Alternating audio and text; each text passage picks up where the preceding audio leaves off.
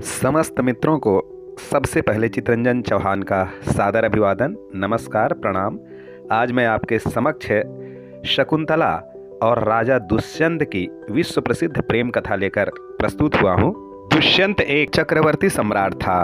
उनके राज्य में न किसी को चोर का भय था, न किसी को भूख प्यास का ही रत्ती भर भय था, न व्याधि का भय। उसका आश्रय पाकर सारे लोग अपने अपने धर्म में लगे रहते थे। समय पर वर्षा होती थी, खेती खूब फलती थी और सब रत्नों से समृद्ध होकर पृथ्वी अपनी वसुमती नाम को सार्थक करती थी।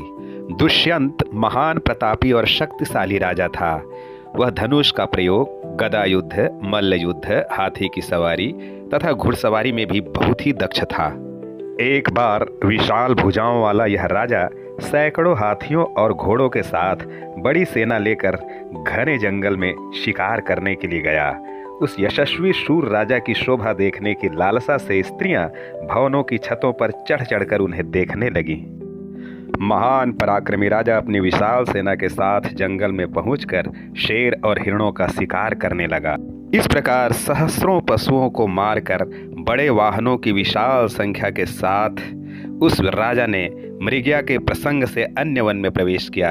अपनी उत्तम सेना को लेकर वह आगे बढ़ता गया। चलते चलते वह भूख और प्यास से पीड़ित हो गया और एक बहुत बड़े मरुस्थल में जा पहुंचा। उस मरुस्थल को भी पार करके वह एक उत्तम वन में जा पहुंचा। जंगल के बीचों बीच एक आश्रम था। आश्रम के चारों ओर मालिनी नदी बहती थी। उसका जल अत्यंत पवित्र और सुखदायक था। मालिनी के विशाल कछार आश्रम की शोभा बढ़ा रहे थे। आश्रम के बाहर मतवाले हाथी, सिंह और अजगर विश्राम कर रहे थे। महर्षि कण्व के दर्शन की इच्छा से राजा ने हाथी, घोड़ों, रथों और पैदल सैनिकों की अपनी विशाल सेना को प्रवेश द्वार पर ही रोक दिया और कहा कि तुम सब यहाँ ठहरो, मैं महर्षि के दर्शन करके आ रहा हूँ। नंदन वन के समान उस आश्रम के वन में प्रवेश करते हुए राजा की भूख प्यास दूर हो गई और चित्त अत्यंत हर्षित हो उठा। राजा दुष्यंत ने अपने राज चिन्हों को उतारकर आश्रम में प्रवेश किया। आश्रम के भीतर पहुंचकर उसने वहां सन्नाटा देखकर पुकारा, यहाँ कोई है? उसकी पुकार को सुनकर लक्ष्मी के समान रूपवती और तापसी का वेश धारण किए हुए एक कन्या बाहर निकल आई। काली आंखों वाली उस युवती ने राजा को देखकर तत्काल कहा, आपका स्वागत है, और फिर राजा का सत्कार किया। अतिथि सत्कार करके कुशल प्रश्न पूछ चूकने के पश्चात मुस्कुराती हुई वह बोली, कहिए आपके लिए मैं क्या करूं? तब राजा उस सर्वांग सुंदरी मधुर भाषणी कन्या से बोला, हे शोभने, मैं महाभाग ऋषि कण्व के दर्शन करने आया था। हे भद्रे, बताओ वे भगवान कहाँ मिलेंगे? कन्या ने कहा, मेरे पूज्य पिता आश्रम से फल लाने के लिए बाहर गए हुए हैं। आप एक क्षण प्रतीक्षा कीजिए, वे आ जाएंगे, तब आप उनसे मिल सकेंगे। उस मधुर हास्य वाली तपस्या, संयम और रूप से धमकती हुई युवती को देखकर राजा ने कहा, हे सुंदरी, तुम किसकी बेटी हो और इस वन में किस लिए आई हुई हो? हे शोभने, ऐसे रूप और गुण वाली तुम आई कहाँ से हो? हे शुभे, तुम्हें देखते ही मेरा मन विचलित होने लगा है। तुमने मेरा मन हर लिया है। मैं तुम्हारा परिचय जानना चाहता हूँ, तो तुम अपना परिचय मुझे अति शीघ्र दो। राजा के ऐसा कहने पर वह कन्या हंसती हुई मीठे स्वर में कहने लगी, हे राजन, मैं धर्मज्ञ, यशस्वी, धृतिमान, तपस्वी भगवान कण्व की लाडली बेटी हूँ। राजा दुष्यंत बोला, महाभाग कण्व ऋषि तो लोक पूजित हैं। धर्म भले ही अपने व्रत से डिग जाएं, पर वे व्रत पर अडिग रहने वाले ऋषि धर्म से नहीं हट सकते।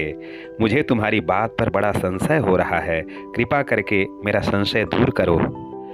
तब वह कन्या बोली, हे राजन, मैं आपको सच्ची सच्ची बात बताती हूँ कि किस तरह मैं अपने पिता को मिली और कैसे मैं उनकी बेटी हूँ। मेरे जन्म की कथा पिता कण्व ने एक ऋषि को सुनाई थी। उन्हीं के शब्दों में वह कथा इस प्रकार है। पहले के समय विश्वामित्र ऋषि ने बड़ी तपस्या की, जिससे इंद्र भी संतप्त हो उठे। इंद्र घबराने लगा कि कहीं विश्वामित्र मेरा आसन छीन न ले, तो उन्होंने विश्वामित्र की तपस्या को भंग करने के लिए मेनका को धरती पर भेजा। मेनका के रूप सौंदर्य के आगे ऋषि विश्वामित्र की तपस्या भंग हो गई। उसके अनावृत रूप को देखकर ऋषि के मन में उनसे मिलन की अभिलाषा, संसर्ग की अभिलाषा जाग उठी और वे काम के वश में हो गए। मुनि ने मेनका को आमंत्रित किया। मेनका भी विश्वामित्र से प्रणय करने लगी। चिरकाल तक वे दोनों वन में विहार करते रहे। अभिलाषा के अनुसार रमण करते हुए उन्होंने वह सारा समय एक दिन की तरह गुजार दिया। फिर हिमालय के शिखर पर मालिनी नदी के निकट उन मुनि से मेनका को शकुंतला नाम की एक कन्या प्राप्त हुई। उत्पन्न होते ही मेनका ने उस कन्या को मालिनी के किनारे छोड़ दिया और अपना काम समाप्त करके वह फिर से इंद्र की सभा में लौट गई। सिंह और व्याघ्रों से भरे हुए उस निर्जन वन में उस कन्या को लेटी हुई देखकर पक्षियों ने चारों ओर से घेर लिया, ताकि हिंसक और मांस के लोलुप जंतु उसे खा न जाएं। एक बार ऋषि कण्व यानी मेरे पिताश्री स्नान करने के लिए गए तो उन्होंने निर्जन वन में पक्षियों से घिरी हुई सोती हुई उन्होंने मुझे देखा और वो मुझे अपने आश्रम में ले आए और अपनी बेटी के समान उन्होंने मेरा पालन पोषण किया। चूँकि इस निर्जन वन में शकुंतों ने अर्थात पक्षियों ने मेरी रक्षा की थी, इसीलिए मेरे पिताश्री ने मेरा नाम शकुंतला रख दिया। इस प्रकार हे राजन, आप मुझे महर्षि कण्व की पुत्री जानिए। राजा दुष्यंत ने कहा, हे कल्याणी, तुम जिस प्रकार से बात कर रही हो उससे स्पष्ट है कि तुम सचमुच राजपुत्री ही हो। हे सुंदरी, तुम मेरी भार्या अर्थात पत्नी बन जाओ। बताओ इसके लिए मैं तुम्हारे लिए क्या करूं? सुवर्णमाला, वस्त्र, कुंडल, भांति भांति के आभूषण, विभिन्न नगरों में होने वाले मणियों और रत्नों से सुशोभित कई प्रकार के आभूषण मैं तुम्हारे लिए ला सकता हूँ।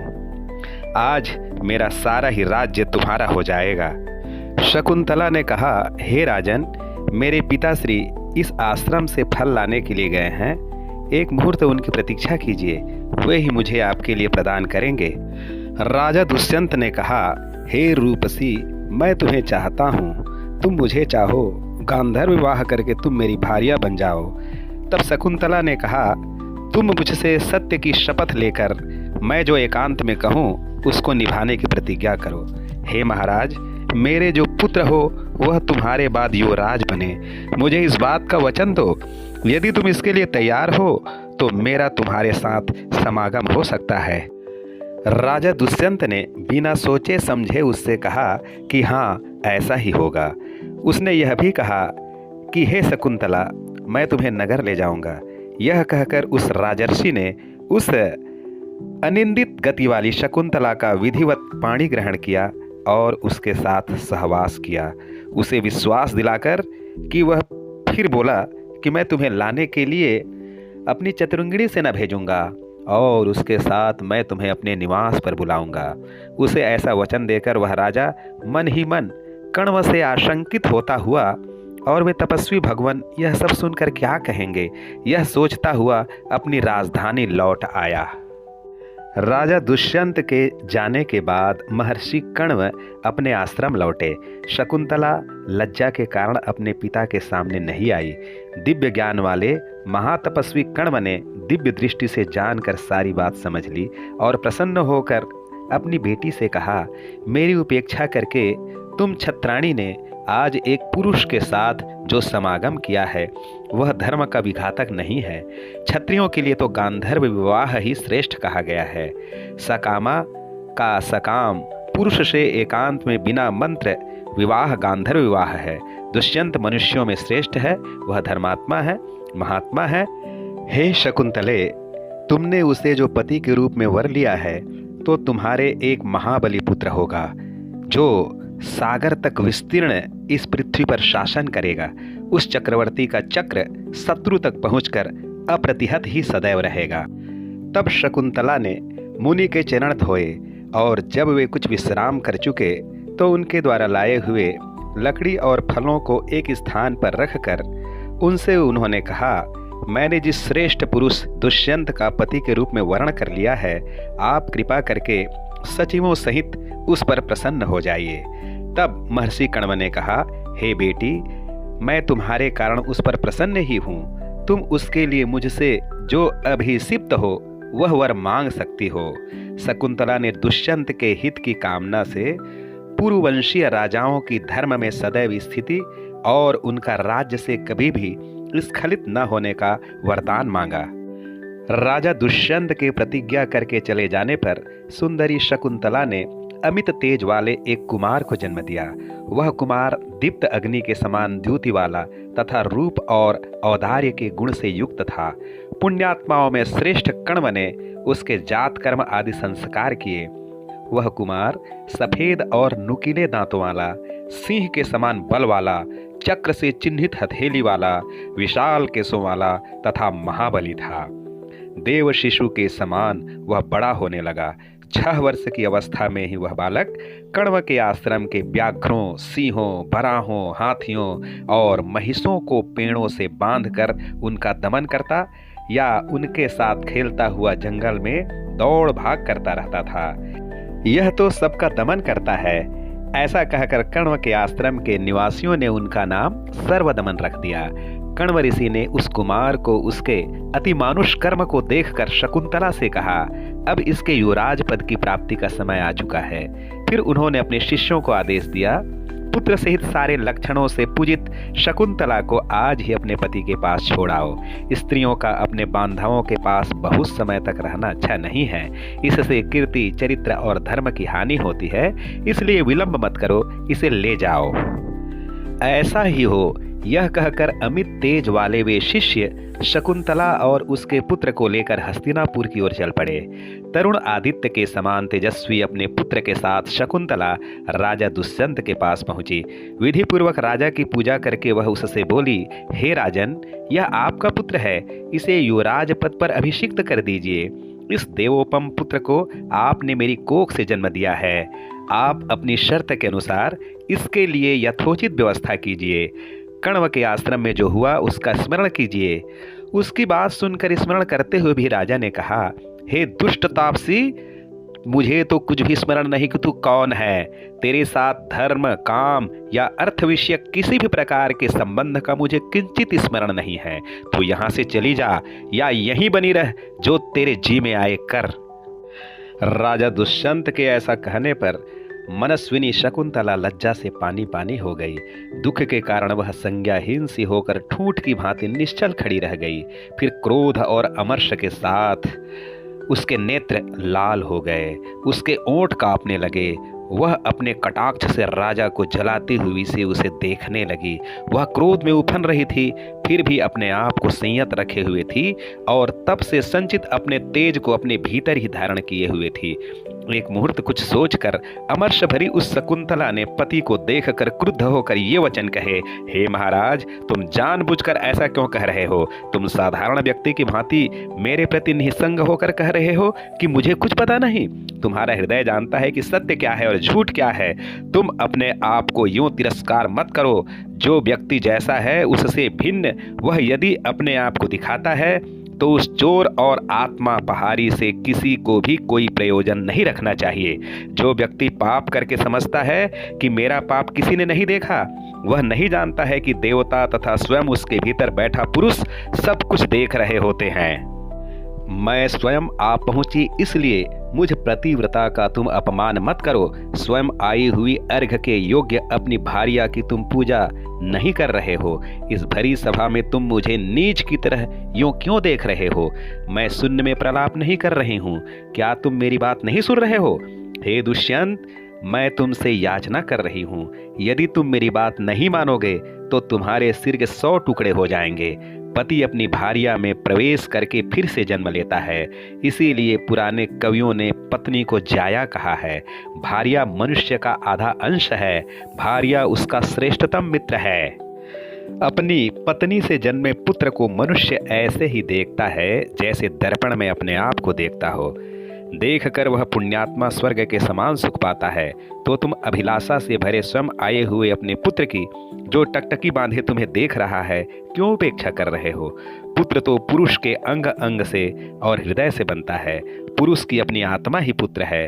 तुमने मेरा परित्याग भी किया तो मैं आश्रम लौट कर नहीं जाऊंगी। यह बालक तुम्हारा ही है, इसको तुम मत छोड़ो, इसे अपना लो। राजा दुष्यंत ने कहा, हे शकुंतले, मैं नहीं मानता कि तुमसे जन्म हुआ यह पुत्र मेरा ही है।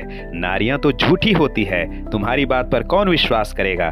मेनका तो अप्सराओं में श्रेष्ठ है और विश्वामित्र महर्षियों में। उनकी बेटी होकर तुम झूठ बोली जा रही हो। ऐसी अविश्वसनीय बातें करते हुए तुम्हें लज्जा नहीं आती, वह भी मेरे आगे। हे दुष्ट तापसी, चली जाओ यहाँ से। कहाँ वे उग्र महर्षि, कहाँ वह मेनका, और कहाँ तुम ऐसी दरिद्र तापस वेश धारणी। तुम्हारा यह पुत्र भी कितना विशालकाय और बलवान है, इतने थोड़े से समय में यह इतना बड़ा कैसे हो सकता है। तुम्हारी योनि निकृष्ट है, तुम मुझे पुंसचली प्रतीत होती हो। हे तापसी, जो कुछ तुम कह रही हो उसका मैं साक्षी नहीं हूँ, तुम्हें जाना होगा, चली जाओ। शकुंतला ने कहा, हे राजन, सत्य ही परम ब्रह्म है, सत्य ही सबसे बड़ा नियम है। इस नियम का तुम त्याग मत करो, सत्य तुम्हारे साथ बना रहे। यदि तुम झूठ से चिपके ही रहना चाहते हो और तुम्हें मेरे कथन पर श्रद्धा नहीं है तो ठीक है, मैं स्वयं चली जाती हूँ। तुम्हारे जैसे व्यक्ति से मेरी संगति नहीं हो सकती। हे दुष्यंत, तुम्हारे बिना भी मेरा बेटा शैल राज से विभूषित, चारों ओर समुद्र से घिरी इस सारी पृथ्वी को पालेगा। यह कहकर शकुंतला राज दरबार से जा ही रही थी, तभी एक आकाशवाणी हुई और आकाशवाणी में ये कहा गया कि हे दुष्यंत, शकुंतला का अपमान मत करो, तुम इस पुत्र का पालन करो। शकुंतला ने सच कहा है, तुम ही इस बालक के पिता हो। हे राजन, तुम हम देवों के वचन से इसका भरण करोगे, इसीलिए भी इस बालक का नाम भरत होगा। आकाशवाणी के माध्यम से देवताओं के वचन सुनकर राजा दुष्यंत ने हर्षित होकर पुरोहितों और अमात्यों से कहा, आप लोग भी इस देवदत्त के वचन सुन लीजिए। मैं भी मानता हूँ कि यह मेरा ही पुत्र है। यदि मैं केवल शकुंतला की बात मानकर ही अपने बेटे को स्वीकार कर लेता तो लोगों के मन में शंका बनी रहती कि यह मेरा ही बेटा है या नहीं। यह कहकर राजा ने प्रमुदित होकर अपने पुत्र का आलिंगन किया, उसका स्नेहपूर्वक सिर चूम लिया। ब्राह्मणों ने राजा का सत्कार किया, बंदियों ने उसकी स्तुति की। पुत्र का स्पर्श पाकर राजा को परम प्रमोद का अनुभव हुआ। फिर उसने अपनी पत्नी शकुंतला का भी धर्मपूर्वक सत्कार किया और उसे सांत्वना देते हुए बोला, हे देवी, मैंने तुम्हारे साथ यह संबंध लोगों के पीछे कर लिया था, इसीलिए तुम्हारी शुद्धि के लिए मैंने जानबूझकर यह उपाय किया। हे विशालाक्षी, क्रोध में भरकर तुमने मेरे लिए जो अप्रिय कहा है उसके लिए मैं तुम प्रणयिनी को क्षमा करता हूँ। यह कहकर दुष्यंत ने अपनी प्रिय रानी को वस्त्र, अन्न और पान से स्वागत किया। फिर शकुंतला के पुत्र का उसने भरत नाम रखकर उसे युवराज पद पर अभिषिक्त कर दिया। भरत चक्रवर्ती, सार्वभौम और प्रतापी राजा हुआ। उसने इंद्र की भांति अनेक यज्ञ किए। भरत के द्वारा भारत की कीर्ति हुई, भारत का कुल चला और राजा भरत के नाम पर ही हमारे देश का नाम भारतवर्ष पड़ा है। प्यारे मित्रों, इसी प्रकार के और वीडियो देखने के लिए चैनल को लाइक, सब्सक्राइब और शेयर अवश्य कीजिएगा। आप लोगों का बहुत बहुत धन्यवाद। जय हिंद, जय भारत।